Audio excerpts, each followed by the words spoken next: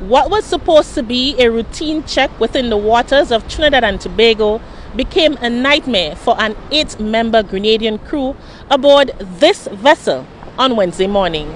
Like every Tuesday, the vessel Rainier, along with its crew, left the docks of Grenville for Trinidad for its weekly trip on March 1st. At around 4 a.m. Wednesday morning, while in the waters of the neighboring island, they were stopped by Coast Guard for what was supposed to be a routine check. However, according to Keith Joseph, operator of Rainier, this check was different as they were greeted with hostility by officers, nothing like they had experienced over the years of sailing between islands.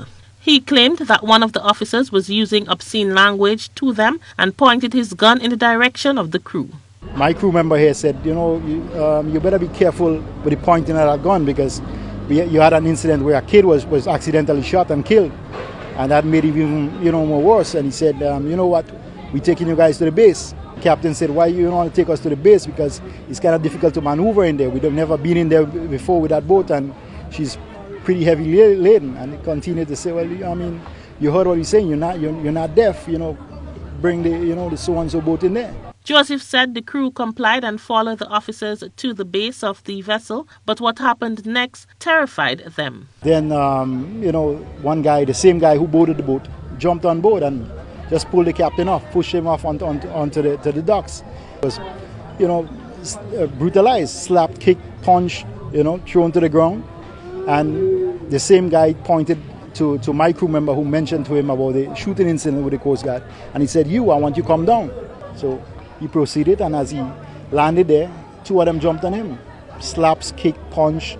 He fell to the ground. They continued kicking him. I tried to shout to them to stop. The operators said they were scared for their lives at the moment. Few minutes later, one plain-clothed officer, who they concluded to be a superior, came to the docks and spoke to the Coast Guard. It was only after that encounter that the officers returned to the crew and told them that they can leave. The crew member was later hospitalized at the Port of Spain General Hospital for several injuries, one of which he now requires surgery for. While the matter was reported to the relevant authority, Joseph said he will not leave this undone, as his crew member needs to be compensated for his injuries and violation of his rights. But, these are the reasons that we're going to take it legally, to make somebody responsible, because we cannot be responsible. This is not a simple surgery. It's not a cheap surgery.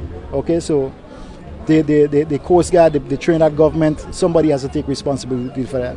I'm in a position to stand up, and I'm not afraid to stand up. It's the guys' rights, it's our rights, it's human rights. It involves everyone. It's not just us. Because if that happened to us, we trade with Trinidad every week. What will happen to a foreign vessel? People who can't speak English fall into their hands. Akeva Augustine, the young man who was hospitalized due to the incident, spoke of his injuries. I started speed blood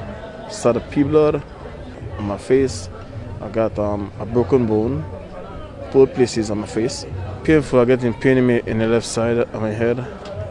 Real pain, I can't really watch in the sunlight because it make me eye glory. Trinidad Coast Guard is already under the microscope for the killing of an infant after Coast Guard officers opened fire on a boat carrying Venezuelan immigrants last month. The RGPF, when asked about this incident, told GBN that they were unaware and will make contact to ascertain a report on this matter. GBN will reveal to you more about the story as it unfolds. Standing outside of Grenville Port, I am Rena Thomas reporting.